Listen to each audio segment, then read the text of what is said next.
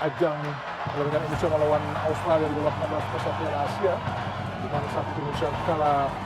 Oh, Evan Jenner kartu kuning berarti kartu merah, Bung Maruf. Oh, Indonesia harus bermain dengan 10 pemain di awal-awal babak kedua karena Jenner. Kita PSSI akan tayangkan surat protes. Kartu merah, Ivar, mesti nggak kartu merah. Nah, kita protes.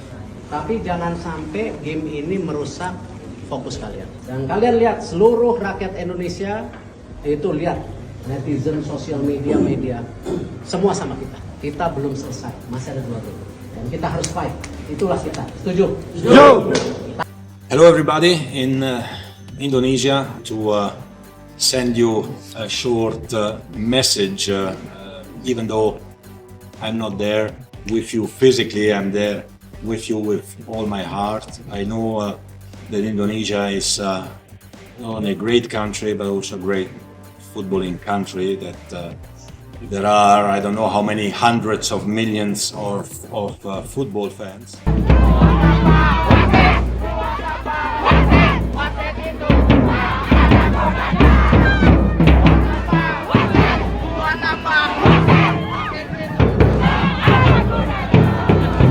Ya, kita melihat bahwa laga ini sebenarnya bagi tuan rumah tidak istimewa banget mereka ya bermain. Kita masih bisa mengimbangi, bahkan dalam pertandingan ini ya kita sangat dirugikan. Ya dirugikan, kita sudah bermain dengan 9 orang, ada 2 kartu merah. Ya Ivar Jenner ketika baru memulai babak kedua sudah diusir ya dengan ada 2 kartu kuning yang berarti 2 kartu merah, dan kemudian Ramadan Sananta yang masuk juga di babak kedua akhirnya mendapatkan kartu merah. Nah, terlepas dari itu bukan untuk mencari alasan dengan kekalahan Indonesia ini, tapi ini laga yang sulit memang buat tim asuhan Sintayong menghadapi tuan rumah. Artinya mereka sudah diuntungkan oleh beberapa hal ya bermain di kandang mereka, kemudian kepemimpinan wasit Nasrullah Kabirov asal Tajikistan ini memang betul-betul membuat kita tersiksa sepanjang laga, dan itu tadi ya ada gol penalti yang mestinya ini tidak perlu karena dia sendiri tadinya tidak mengharapkan itu penalti, tidak mengharuskan itu penalti sebelum ada protes dari pemain-pemain Qatar, dan akhirnya VAR bisa memanggil untuk bisa memperlihatkan itu. Nah, kalau bicara dengan VAR itu orang-orang Asia ya ini musuh bebuyutan kita, perseteruan yang tinggi di ASEAN ini orang-orang yang ada di Thailand, wasit-wasit Thailand. Selalu ketika Indonesia bermain mereka ditugaskan oleh AFC untuk bisa melihat ya VAR, dan akhirnya berubahlah keputusan itu dengan menunjuk penalti yang menurut saya masih bisa diperdebatkan. Lalu serta-merta mengatakan bahwa itu semua berkat jasa Sinteyong yang TC-nya hanya per tanggal 17 Maret, hanya 4 hari sebelum pertandingan pertama tanggal 21. Gitu loh. Jadi nggak usah menjadi salah kaprah, menjadi sentimen penilaiannya, mengecilkan, jadi seolah-olah mengecilkan peran klub, dan juga lupa bahwa hanya 4 pemain Liga 1 di sana dan 7 pemain lainnya di starting 11 yang bermain di Hanoi timnas Indonesia itu adalah para pemain yang bermain di luar gitu. Jadi jangan saking sentimennya pada Liga 1, saking meremehkannya pada Liga 1, sampai mengatakan bahwa kalau memang fisiknya hebat, memang kebugarannya hebat, pasti klub-klub Liga 1 sudah punya prestasi besar di Asia gitu loh. Atau melangkah jauh di Asia gitu. Jangan terlalu sentimen ke sana, jangan berprasangka ke sana gitu loh. Karena Liga 1-nya cuma 4. Dan catat, kalaupun kita mau bicara menelaah Liga 1, dari 18 klub Liga 1, catat, hanya 2 pelatih domestiknya. Rahmat Darmawan dan Jajang Nurjaman sekarang, sebelumnya Aji Santoso. Artinya 16 pelatih lainnya adalah pelatih asing gitu loh. Jadi jangan serta-merta kita terjebak pada local pride, pada sentimen local pride itu. Sebelum lebih lanjut, jangan lupa klik tombol jempolnya, karena jempol kalian adalah bukti kalian cinta timnas Indonesia.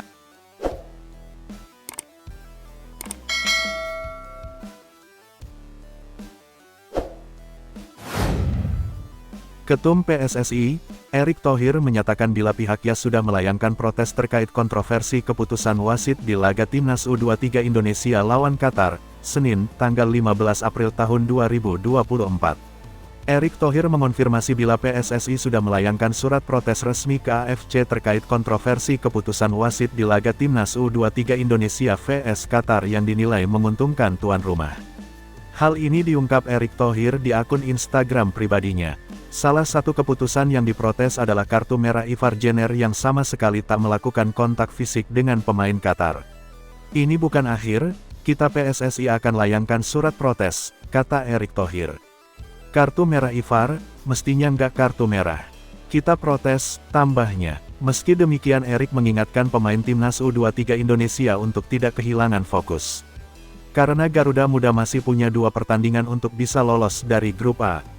Pria yang juga menjabat Menteri BUMN itu juga meminta para pemain percaya bila seluruh rakyat Indonesia tahu kecurangan yang dilakukan Qatar.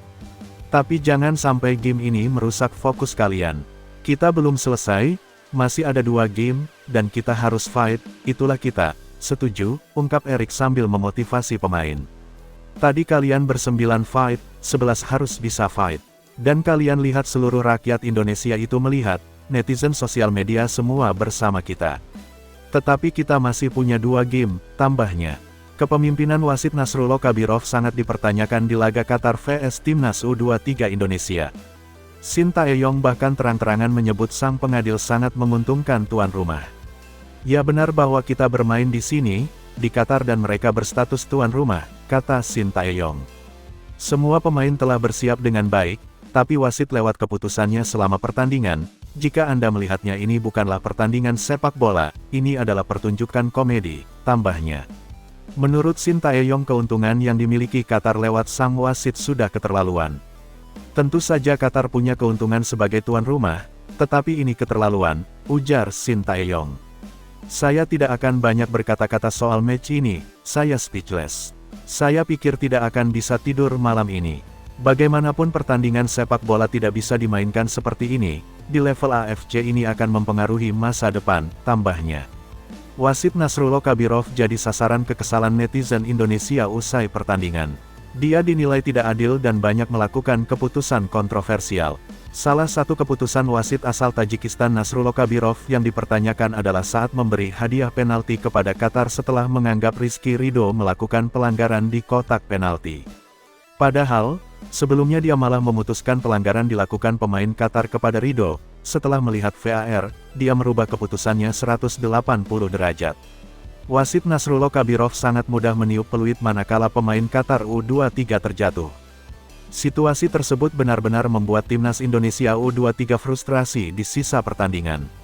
Di babak kedua, keputusan kontroversial wasit Nasrullah Kabirov berlanjut. Pada perebutan bola di menit 46, Ivar Jenner justru yang mendapatkan kartu merah. Padahal, dalam tayangan ulang tidak ada kontak fisik yang signifikan. Namun wasit menilai terjadi pelanggaran keras dan membuat Ivar Jenner dihadiahi kartu kuning kedua. Berikutnya adalah pelanggaran terhadap Witan Sulaiman. Penyerang sayap ini berhasil menembus menuju ke kotak penalti. Namun dijatuhkan pemain Qatar dan Kabirov tidak memberikan kartu merah. Padahal sebelumnya dia sudah menarik kartu tersebut dalam kartunya. Pada akhir babak kedua, Kabirov juga memberikan kartu merah kepada Ramadan Sananta sehingga membuat Indonesia bermain dengan 9 pemain. Tak butuh waktu lama bagi netizen Indonesia untuk mendapatkan Instagram wasit Tajikistan itu. Mereka pun meramaikan kolom komentar sang wasit dengan cacian, makian hingga kata-kata kotor. Hingga berita ini diturunkan sudah 200.000 lebih komentar ditinggalkan netizen Indonesia.